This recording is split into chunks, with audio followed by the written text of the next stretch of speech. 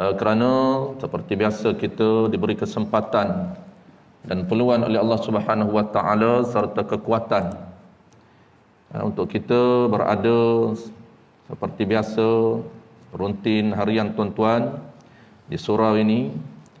Dan pada malam ini yang lebih specialnya kita menyambut ataupun membaca doa akhir tahun dan doa awal tahun. Mudah-mudahan bacaan sunat, kita sunat dibaca, sunat membaca doa akhir dan awal tahun ini, mudah-mudahan tuan-tuan Allah memberikan kekuatan kepada kita sepanjang tahun untuk melakukan kebaikan. Itu dia punya target ataupun tujuan. Kenapa kita disunatkan pada akhir tahun dan awal tahun memohon dengan Allah Subhanahu Wa Taala supaya kita mulakan awal tahun kita dan kita akhiri akhir tahun kita dengan perbuatan yang baik. Kita mulakan awal tahun kita pada malam ini tuan-tuan dengan perbuatan yang baik. Kita mula rekod ataupun buku rekod kita, prestasi kita dengan Allah Ta'ala dengan rekod yang baik. Kerana kata Nabi, konsep kita harian dan tahunan sama konsep dia. Harian kita tuan-tuan dan tahunan kita. Kata Nabi, awal tahun atau awal hari kita digalakkan untuk melakukan sebaran bentuk kebaikan. Kita mulakan awal tahun, awal hari kita, samalah konsep tahun, awal tahun. Awal hari kita mulakan dengan perbuatan yang dikategorikan baik di dalam agama. Nabi kata, man asyraqat bidayah asyraqat nihayah. Sesiapa yang di awal pagi cermelan, kata Nabi, maka Allah berikan kekuatan padanya untuk akhir malam dia dengan cermelan. Maksudnya, sesiapa yang memulakan pagi dia ini dengan kebaikan, maka dia akan akhirkan malam dia juga dengan kebaikan di sisi Allah Ta'ala. Itulah kenapa kita di awal tahun juga konsepnya begitu. Kita mulakan perbuatan pertama kita tuan-tuan dengan doa, dan teruskan dengan salat, dan teruskan dengan ibadat berada dalam majlis ilmu. 3 ibadat kita lakukan serentak di awal tahun. Mula dengan doa, kemudian salat hajat. Special ni. Ni special kat tuan-tuan. Bagi kita bukan saja boleh dengar tazkirah, boleh dengar kuliah, ada makanan, pahala dapat, buah dapat, gula-gula dapat. Malam ni gula-gula tak ada. Biasa dia terkenal dengan gula-gula. Saya panggil Haji gula-gula. Baik. Jadi insya-Allah tuan-tuan kita akan bincang ringkas saja sementara menunggu waktu insya. Insya kita berhenti. Insya pukul berapa tuan-tuan? Dia tak ada isyarat kan kat tuan-tuan ni, tak ada bunyi. Ada bunyi tak? Ada bunyi. Alright, ada bunyi mudah. Kalau kat lain dia ada bunyi. Okey. Saya takut terlajak, kalau bunyi insya-Allah saya dengar. Insya kita berhenti tuan-tuan. Kita nak bincang ringkas saja malam ni. Ini aktiviti terakhir kita. Saya sebut tadi 3. Kita mulakan awal tahun dengan 3 aktiviti yang hebat di sisi Allah Ta'ala. Doa, aktiviti yang berpahala. Ada rekod pahala di sisi Allah Ta'ala. Yang kedua, tuan-tuan mulakan seterusnya dengan salat jemaah. Ada rekod pahala di sisi Allah Ta'ala. Dan yang ketiga tuan-tuan, yang ketiga, aktiviti ibadat yang besar juga pahala dia, iaitu kita berada dalam majlis ilmu. Tuan-tuan, sebab itulah saya selalu pesan, pastikan setting niat kita bagi cantik, baru ada pahala. Kalau tuan-tuan niat solat, niat kerana Allah Ta'ala, tuan-tuan berada dalam majlis ilmu juga kerana Allah Ta'ala, kerana diperintah oleh Allah Ta'ala supaya apa? Supaya kita mencari ilmu untuk melakukan setiap ibadat dia.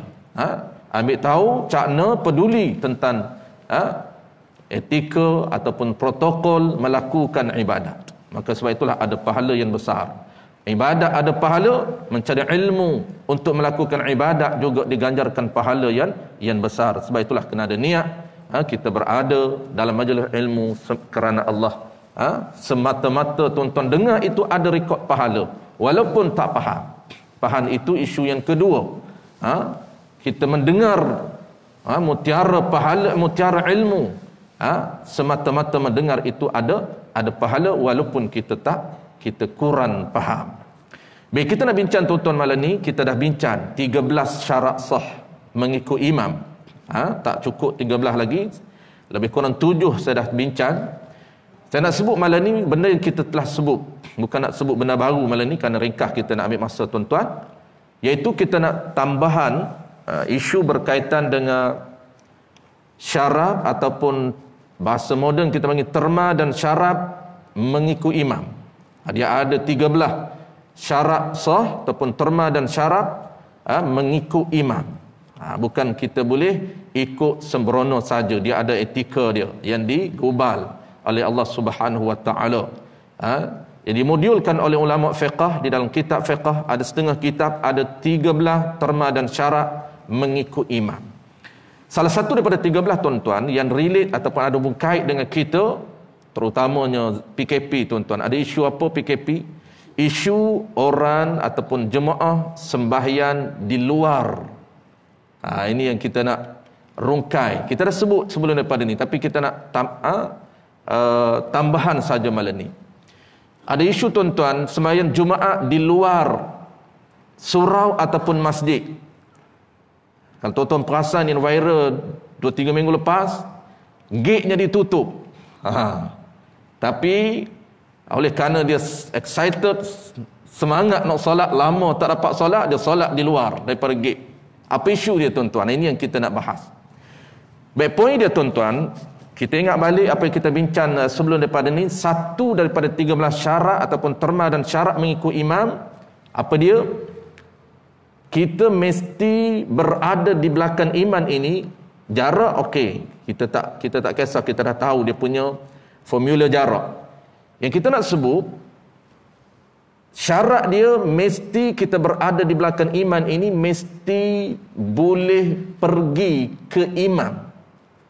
Mesti boleh pergi, boleh berjalan ke tempat imam dengan ketiadaan halangan. Dengan ketiadaan halangan. Maka kalau tuan-tuan, kalau ada halangan untuk kita sampai ke imam, dan halangan itu boleh merubah hai'ah solat, ini ukuran dia. Kalau halangan itu boleh merubah, kita terpaksa lompat, contohnya tali, disebut dalam kitab I'anatul Talibin, contoh tali, bukan gate tuan-tuan, bukan pagar, bukan dinding, dia sebut tali sahaja. Maknanya kita fahamlah kalau selain daripada tali. Kalau boleh tali itu kita boleh rempuh tuan-tuan, ataupun kita boleh lompat, maka dia boleh merubah hai'ah, karakter ataupun perbuatan solat. Kerana perbuatan solat tuan-tuan, dia tidak boleh melompat, batal solat. Dan kalau tali itu kita boleh rempuh, juga tidak dibenarkan.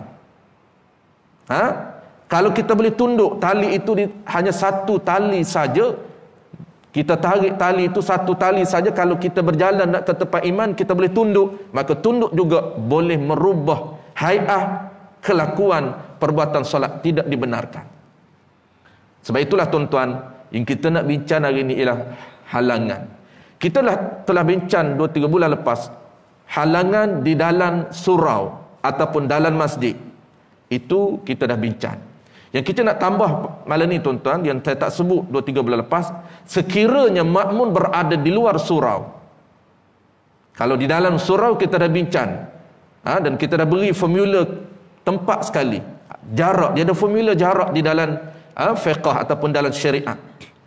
Formula jarak, kalau tuan-tuan masih ingat, dia ada 2 status hukum. Pertamanya hukum sunat, yang keduanya hukum harus, yang ketiganya hukum tak sah. Ada 3 formula dan 3 status hukum. Itu di dalam surau, dan di luar surau jarak ini diambil kira juga. dan di dalam masjid berbeza tuan-tuan. Dia berbeza. Di luar surau, dalam surau, di dalam masjid dia berbeza. Saya sebut secara umum saja supaya tuan-tuan recall balik.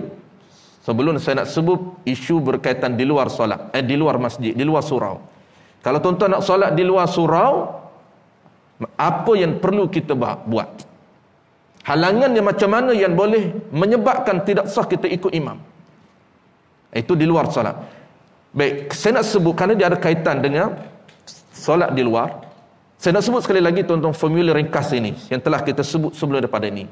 Jarak ini tuan-tuan, dia ada jarak yang sunat, dia ada jarak yang sah tapi tak sunat, sah saja, boleh ikut, tak sunat.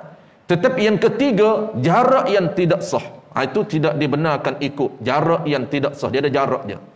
Umumnya tuan-tuan, jarak ini di antara imam dengan makmun, sunat ialah dapat pahala sunat, pahala 27. Jarak dia ialah mesti 3 tumi imam dengan tumi makmum di belakang. Mesti tak lebih daripada 3 hasta. Ini formula pertama. Apa dia hukum dia? Hukum sunat kedudukan jarak makmum dengan imam. Yang sunat dapat 27 pahala tuan-tuan. Kita bincang 27 pahala. Kenapa? Kerana ini solat jamaah. Target kita untuk dapat markah yang fullnya ialah 27. Kalau tak dapat 27 tuan-tuan, dia akan dapat 1 saja. Itu rugi. Kita solat jemaah, kita nak 27. Solat seorang diri 1. Solat jemaah 27. Sebab itu kenapa besar 27? Kita dah bincang dulu. Kenapa besar? Kerana terma dan syarat juga besar. Sehingga 13 ditambah untuk mendapatkan 27 kali ganda. Sebab itu besar. Formula pertama ini simpelnya tuan-tuan. Ini jarak yang telah tuan-tuan buat ini dipanggil 3 hasta. Di antara jarak saf pertama dengan saf kedua 3 hasta, saf kedua dengan saf ketiga 3 hasta. Jadi itulah sunat, jangan lebih. Ini dibincang oleh ulama, kalau lebih sedikit dimaafkan, tidak terhapus. Tidak terhapus pahala 27. Ulama bincang terlebih itu jangan sampai 4 hasta. 3 hasta setengah masih dibenarkan. 3 hasta setengah masih dibenarkan kerana dia tidak fit 3 hasta. Baik, settle. Formula kedua tuan-tuan. Ini yang kedua. Yang kedua, jarak makmum dengan imam. Formula ini nama dia ialah formula harus. Yang ni boleh ikut, sah ikut tapi tak dapat 27. Jaraknya ialah dalam jarak 300 hasta. Jangan lebih. Di antara imam tuan-tuan dengan makmum tak lebih 300 hasta. Kalau tak lebih 3 hasta itu sunat. Kalau tak lebih 300 hasta itu level ataupun standard sah. Ini formula kedua. Boleh ikut. Tuan-tuan makmun, imam di sini. Tuan-tuan semaya di belakang sana, tak lebih 300 hasta. Sah ataupun tidak? Sah. Itu formula jarak. Yang kita nak tambah hari ini halangan. Jarak 300 hasta tetapi jangan ada halangan. Jangan ada halangan. Kalaulah kita makmum di luar tuan-tuan, jarak ini kita nak ambil ukuran di mana? Ukuran di sah yang terakhir. Makmum di luar, ukuran jarak makmum dengan sah yang terakhir dia ambil kira. Contoh tuan-tuan, sah terakhir kita sah yang ke-20. Dan makmum di luar surau, dia nak ambil kira jarak ini bermula dari mana? Bermula dari sah yang terakhir. Tumi makmum sah terakhir jangan lebih 300 hasta. Solatlah di mana sah dia ikut imam, jangan lebih 300 hasta. Tetapi kalaulah dia nak pahala, kena ingat mesti tak lebih 3 hasta. Di antara sah yang terakhir dengan sah yang dia nak buat sah baru. Itu untuk dapat pahala. Untuk sah jangan lebih 300 hasta. Formula ketiga tuan-tuan, iaitu formula ini tak sah diikut. Apa dia? lebih daripada 300 hasta, maka tidak sah diikut. Dia nak kena berada dalam radar 300 hasta sahaja. Kalau lebih 300 hasta, dengan makmum terakhir, dengan sah yang terakhir. Kalau dia duduk di luar, mesti sah yang terakhir. Dia ambil kira di antara sejadah tumik dia dengan sah yang terakhir ini, di tengah, kerana dia nak solat jauh. Lebih ke tidak 300, tak lebih sah. Kalau lebih, maka tidak sah. Hanya dimaafkan 300,5. Ada ulama mengatakan 301 hasta boleh lagi, 302 hasta sudah tidak dibenarkan untuk ikut. Adakah yakin? Ini anggaran sahaja, bukan, tak perlu tuan-tuan ukur yakin. Ini anggaran. Baik, settle formula jarak. Yang kita nak sebut tuan-tuan tambahan ini berkaitan dengan isu halangan. Kalau ada halangan untuk sampai ke tempat imam, maka tidak sah diikut. Walaupun jarak itu kita berada dalam radar 300 hasta, maka tidak sah. Ada halangan. Contoh macam mana tuan-tuan? Contoh dia, di luar sana makmum nak ikut imam. Imam di sini, boleh ikut di luar sana, tapi pastikan syarat dia mesti tuan-tuan buka pintu. Tak perlu buka luar. Buka ni kadar mana untuk sah? Qadar tuan-tuan, ukuran buka pintu tak perlu luas. Ukuran dia qadar muat ataupun telus untuk seorang lalu. Seorang lalu ni macam ukuran badan yang sederhana. Kalau dia nak ke tempat imam, dia boleh lalu tanpa ada halangan. Dah kita buka dah separuh, maka sah solat di luar. Sah solat di luar. Sebab itulah kalau nak waktu, ini kita cerita di dalam surau tuan-tuan, tak cerita masjid lain. Masjid tuan-tuan, dia ada kekebalan. Ni masjid undang-undang dia, tutup pun sah. Kalau masjid tuan-tuan, contohlah status surau ini, contoh saja dalam mazhab Syafi'i, bukan mazhab Hanafi, mazhab Hanafi lain. Kita fokus mazhab kita dulu. Tuan-tuan, ini masih lagi surau. Kalau masjid, contoh sajalah, kalau masjid solat di depan sebelah tuan-tuan, tutup pintu, sah, tak perlu buka. Itu masjid, dia ada keistimewaan dia, tak perlu buka. Di belakang sana muslimah di belakang sana tuan-tuan, kalau surau mesti buka, sekadar seorang boleh masuk, kan dibuka tu, boleh pergi seorang. Tapi kalau masjid tuan-tuan, rapat pun okey. Kalau masjid rapat pun okey. Itu dia lain di antara masjid dengan surau. Baik, kita sambung lagi tuan-tuan. Kalau kita nak solat di luar, tak kira solat Jumaat, solat fardu, sama saja level dia. Standard dia sama, terma dan syarat sama, tidak ada beza. Kalau kita nak solat di luar boleh, tapi mesti ada laluan untuk sampai. Jangan ada halangan. Dia ada dua benda tuan-tuan saya nak sebut. Pertama, pastikan jangan ada halangan untuk sampai ke tempat imam. Ini pertama. Dia ada dua poin yang kita mesti ingat. Jangan ada sekatan, jangan ada halangan. Kalau pintu tutup, dia anggap halangan. Tak buka, dia anggap halangan. Kerana kita tak boleh sampai secara beradab ke tempat imam. Sebab itulah yang kita nak jawab isu yang diviralkan, dia solat di luar gate. Kalaulah kerana di luar gate itu bukan statusnya masjid, bukan lagi masjid. Kalaulah itu masjid, memang tapak itu tapak masjid, maka gate pun dibenarkan.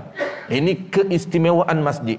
Tetapi kalau di luar masjid tuan-tuan, ataupun di luar surau, orang yang solat di luar gate itu, dan gate itu tutup, kalau gate tutup separuh, dia boleh masuk, itu tidak menjadi isu. Kalau rapat kunci gate tuan-tuan, dia boleh lompat. Katanya boleh lompat. Ya, memang boleh lompat. Tidak dibenarkan. Kita dah sebut tadi, jangan kata lompat, tunduk pun tak boleh. Kerana dia boleh merubah karakter solat, boleh merubah perbuatan dalam solat. Apatah kita nak lompat panjat pagar, boleh masuk dalam masjid katanya. Sebab kalau saya tak solat, saya boleh panjat pagar. Jawab dia tidak boleh dalam mazhab kita Syafi'i. Kalau boleh tu mazhab lain lah. Ni kita bincang mazhab Syafi'i saja. Nak tanya mazhab mana? Mazhab dia lah. Mazhab Hanafi dia kata tak tahu juga. Mazhab Hambali pun tak tahu juga. Senang cerita itu mazhab dia, bukan mazhab Syafi'i. Mazhab Syafi'i tidak boleh. Kena buka pagar.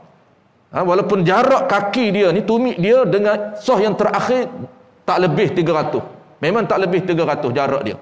Tetapi bukan isu jarak, isu ada halangan, ada sekatan yang boleh sampai secara beradab ke tempat iman. Satu, tuan-tuan. Poin yang kedua.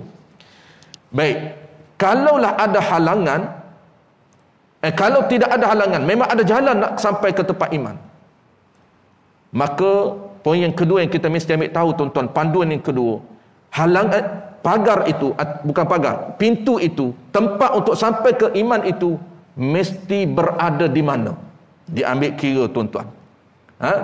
Kedudukan kita tuan-tuan, kita ni makmum. Kedudukan makmum nak sampai ke tempat imam, arah mana? Maksudnya pintu itu berada di mana? Qaul yang muktamad, tuan-tuan, kita cerita muktamad. Dan mazhab Syafi'i, dia mesti berada di hadapan kita. Tidak dibenarkan qaul muktamad, tidak dibenarkan untuk kita gustan. Kenapa kita kena gustan? Kerana pintu berada di belakang. Kita semayang, pintu ni buka, tetapi bukanya berada di belakang. Kena gustan belakang baru sampai ke tempat iman. Jangan, tuan-tuan, kena buka banyak pintu. Paling mudah, tuan-tuan, satu pintu buka di hadapan ini. Dan solat makmum kena duduk di tepi pintu. Ini qaul yang muktamad. Kita tak nak sebut ada perbahasan, tuan-tuan. Kalau kita belajar detail, ada juga khilaf. Ini khilaf, tapi kita nak sebut yang muktamad. Kerana beramal dengan muktamad itu afdal. Afdal. Adapun untuk orang spesial, apa orang panggil, kes-kes tertentu, boleh beramal dengan dhaif sekiranya dia tahu. Ada juga isu dhaif. Dhaif ini walaupun pintu itu berada di belakang boleh sah. Tetapi itu dhaif. Yang kita sebut ini, tuan-tuan, muktamad dulu. Aqwa dalilan, tu mana muktamad. Pendapat yang paling kuat dalil dalam mazhab Imam Syafi'i, pintu mesti berada di hadapan. Kerana hanya sah 3 arah. Kiri, kanan, depan. Gustan tak boleh. Kita nak ke depan, tuan-tuan, iman duduk hadapan, kita boleh ke kiri tanpa gustan, kita boleh bergerak ke kanan, ataupun kita terus ke depan. Andainya kita nak bergerak ke iman, ini andainya kita nak bergerak ke iman, boleh, tak perlu kita gustan ke belakang, terus ke depan, ataupun bergerak ke kiri kerana pintu berada di hujung, bergerak ke kiri ataupun bergerak ke kanan, terus ke depan, boleh. 3 arah saja, kiri, kanan, terus depan. Adapun belakang kena gustan, dalam qaul yang muktamad tidak dibenarkan, melainkan qadha'if sahaja. Itu settle, tuan-tuan. Sebab ada isu-isu yang pintu berada di belakang. Ini orang panggil apa, tuan-tuan? Ini asas sahaja, bukan detail. Kalau detail, tuan-tuan, disebut di dalam kitab I'anatul Talibin, disebut juga di dalam kitab yang terbaru, nama dia Sulamus Sibyan, ada 3 jilid, itu kitab terbaru. Disebut juga di belakang ni, kalau yang detailnya, tapi kita jarang kita buat yang detail ini.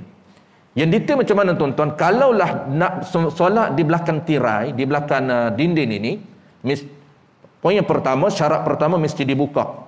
Satu, mesti dibuka untuk sampai ke imam. Yang kedua, dia ada tambahan lagi, tapi kita tak nak sebut yang detail. Yang detail apa, tuan-tuan? Mesti seorang perempuan muslimah yang nak berada di belakang, mesti dia berada di depan pintu betul-betul. Buka pintu, ada seorang mesti berada di hadapan betul-betul. Nama dia apa? Dia ada nama di dalam syariat. Nama dia adalah Rabitah, bukan Masyitah. Rabitah. Nama imam, nama juga imam pun. Imam ni gelaran dia, imam. Ada satu lagi saya pernah sebut kat tuan-tuan, nama dia ialah Muballigh. Muballigh, tuan-tuan.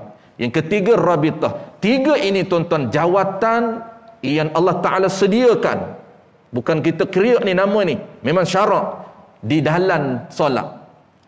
Ada imam, ada muballigh. Makmum tak payah sebutlah, muballigh. Dan yang ketiganya ada rabithah. Yang biasa tu, yang jarang tuan-tuan dengar apa dia? Muballigh dan rabithah. Ini jarang tuan-tuan. Kenapa? Kerana jawatan ini telah hilang. Sebab kita jarang praktik. Muballigh ni ada di Mekah tuan-tuan. Apa dia muballigh? Muballigh ni tuan-tuan, bukan tabligh lain. Muballigh ni orang yang menyampaikan maklumat iman kepada jamaah, kepada makmum. Itu dipanggil muballighun, muballigh. Muballigh.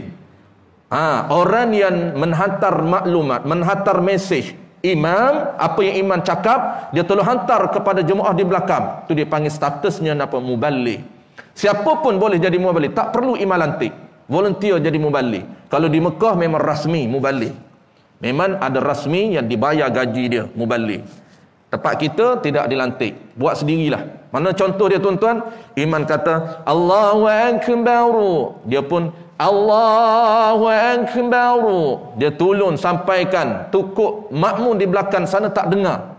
Makmum, imam nak rakaat, Allahu Akbar, dia pun tolong Allahu Akbar. Itu dipanggil muballigh. Dan muballigh ni tuan-tuan, saya dah sebut, dia tidak disyaratkan solat.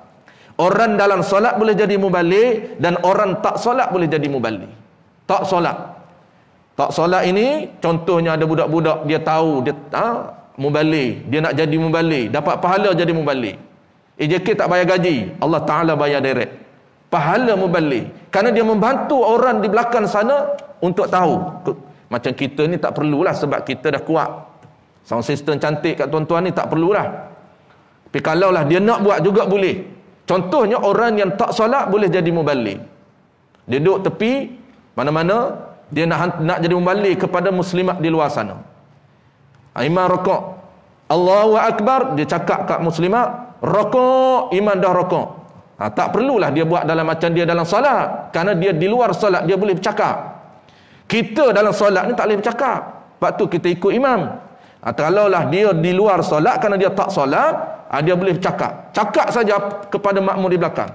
Imam sujud, imam serapak tempat sujud, dia pun cakap sujud. Dan imam dah sampai tempat sujud, dia kontrol. Imam baru gaya nak sujud, dia pun cakap jangan sujud lagi, imam tak sujud. Dia kontrol. Jangan duduk kalup-kalup, dia kata sujud buat apa lagi, imam tak sujud lagi. Dia orang tahu. Jadi sujud ni tuan-tuan, iman sujud dulu baru kita mula bergerak. Tu kita dah belajar. Etika pergerakan dalam solat kita dah belajar. InsyaAllah tuan-tuan next ni, kalau saya ingat saya akan ulang balik. Dia ada etika pergerakan dalam solat. Ini antara rapinya, cantiknya syariat perundangan solat. Dia bila nak mula bergerak, bila last, dia ada sunat bila mula bergerak kita makmum. Tu kita dah sebut dan kita akan ulang sekali lagi. Jadi muballigh ni tuan-tuan, dia boleh cakap saja. Yang ketiganya ialah nama dia rabithah. Ini pun lagi hilang. Muballigh dah hilang tuan-tuan, rabithah lagi lenyap, hilang. Itu fitrah tuan-tuan. Fitrah ini memang begitu Allah Ta'ala buat. Bukan saja syariat tuan-tuan, apapun dalam dunia dia akan makin lama makin hilang. Apatah lagi ilmu syariat, sama juga, dia makin hilang sampailah kiamat. Kemuncak apabila Islam, solat ini hilang, ketika itu masa hampir untuk Allah kiamatkan. Sekarang ni masih lagi orang belajar tentang solat, orang solat, maka kiamat itu lambat lagi.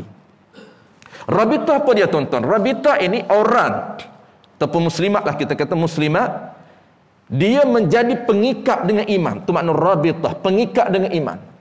Dia berada di hadapan tirai, di hadapan dinding. Dia orang mula-mula seolah-olah dialah imam kepada muslimat di belakang itu. Mana apa? Makna dia tengok rakaat, imam rakaat, dia rakaat. Dia kena rakaat dulu, baru jemaah lain ataupun muslimat lain rakaat. Itu cara rabithah. Rabithah rakaat, barulah muslimat lain rakaat. Kerana rabithah itu menepati imam. Dipanggil dia ini naib ataupun pengganti imam. Baik. Kesimpulan tuan-tuan, kita ada masa 5 minit saja lagi. Kesimpulan dia, apa yang perlu kita ingat apabila kita solat di luar. Yang paling penting tuan-tuan, di dalam isu solat jemaah ini, paling penting apa yang tuan-tuan kena ingat? Paling penting kita kena tahu terma dan syarat untuk dapat pahala 27. Yang basicnya kita nak tahu perkara yang sah kita ikut, itu basic. Tapi kita nak improve lagi kita punya knowledge, maklumat tentang cara macam mana untuk dapat 27. Itu yang paling penting. Maka cara untuk dapat 27 tuan-tuan, kita settlekan dulu syarat sah. Syarat sah apa dia? Syarat sahnya, kalau kita nak sembahyang di luar, mesti ada luban ataupun ada kawasan pintu yang dibuka untuk sampai ke tempat iman. Itu settle. Itu isu basic. Yang kedua apa tuan-tuan yang perlu kita jaga? Supaya dapat target kita untuk dapat 27. Jangan jarak yang kita berada di luar tuan-tuan, jangan lebih soft kita itu, jarak dia 3 hasta lebih. Jangan. Lebih sedikit saya dah sebut, tak apa. Dibenarkan 3 hasta setengah, masih lagi dibenarkan.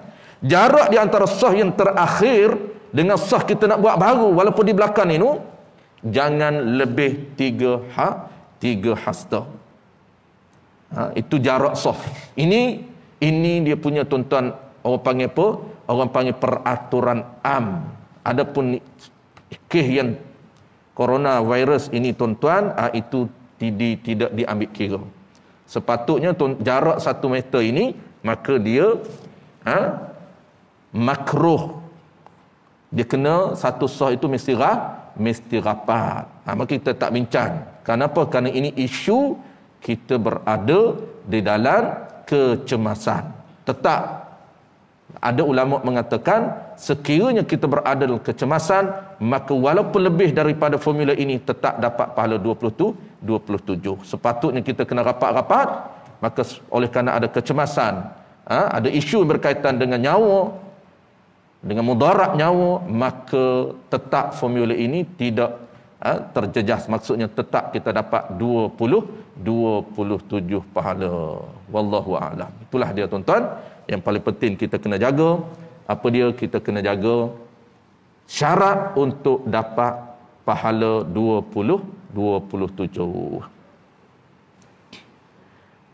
Sebab kadang-kadang kita kira basic sahaja. Basic tu apa dia? Basic tu sah kita ikut. Itu asas. Basic untuk sah ikut itu asas yang perlu kita jaga. Tapi kita nak 27, mesti kita kena tambah pengetahuan lagi untuk dapat 27. Banyak yang kita sebut sebelum daripada ni. Isu pergerakan. Kita akan ulang sekali lagi tuan-tuan akan datang. Isu pergerakan pun sangat penting kerana dia melibatkan soal markah 27. Kalau pergerakan yang tidak betul dengan etika, akan dipotong markah 27. Dipotong tempat mana? Tempat kesalahan yang kita buat. Bukan semua. Bukan burn semua 27. Kesilapan dan kesalahan yang kita buat akan dipotong markah 27. Tempat salah itu sahaja. Wallahu a'lam. Ada berapa minit lagi? Boleh kalau tak azan lagi. Berapa minit lagi tuan-tuan? Cuba tengok. Masuk dah. Tak dibenarkan tanya. Apa dia Ban? Selama abang tak balik rumah tak boleh lena. Saya terima soalan dulu. Ya, lama tak jumpa. Tu aja nak tanya soalan. Okey.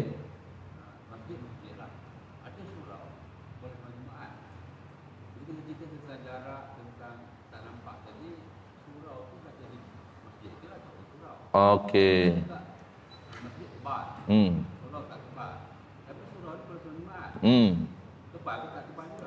Kebal ke tidak? Baik. Jadi isu ni tuan-tuan, inilah isu antara bukan saja abang tanya, tempat lain pun banyak tanya. Sebab apa kekeliruan di sini? Ini isu mazhab tuan-tuan. Isu mazhab. Di wilayah persekutuan ini kita biasanya banyak dalam isu ini saja, isu ini bukan semua. Isu ini banyak berpegang kepada mazhab Hanafi.